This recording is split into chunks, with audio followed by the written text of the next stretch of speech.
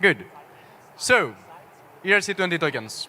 We're all using them, be that in providing liquidity, voting on governance, or just plain trading. They represent fungible assets. So, essentially, you can hold and transfer amounts of them.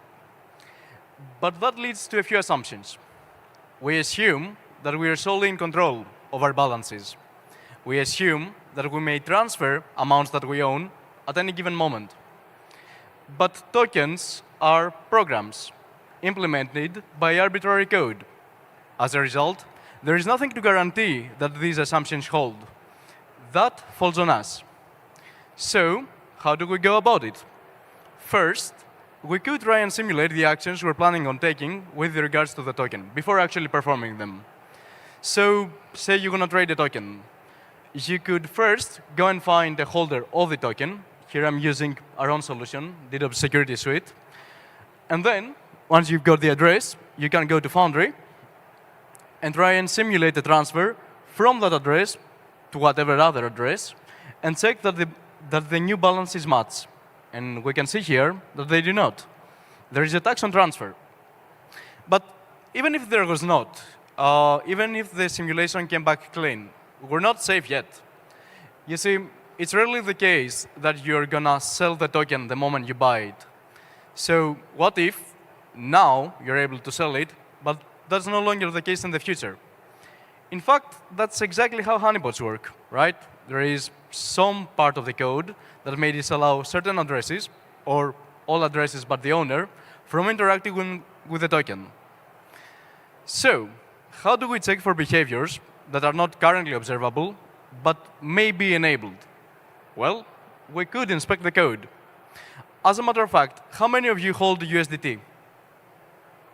Well, good. So, let's take a look. We can see here that you're only able to transfer USDT if you're not blacklisted. So there goes our second assumption. We can also see here that once you get blacklisted, the owner may wipe your balance. So that's our first assumption. And we do actually see that there is an owner. It's not renounced. So this could realistically happen. Now, there is a whole social context outside of code that may allow us to trust Tether. But the point I'm trying to make is that there is more to tokens than one might think. Now, we were only able to do that because we have access to the source code of USDT, as that was provided to us by Tether. That's not always the case. You see, more often than not, when a token is first deployed, we do not have access to the source code. Coincidentally, that is also when it sees most of its price action. So, what do? Well, we turn to decompilation. You see, we might not have access to the source code, but we do have access to the executable. And that is in the form of EVM bytecode. Now, unless you're running the EVM stack machine in your head right now, this should not tell you a lot. But one of the things we do at DDoB is that we provide a decompiler, which can take this and turn it into this. Now, this we can actually inspect for all kinds of behaviors, from posing to blacklisting to anything.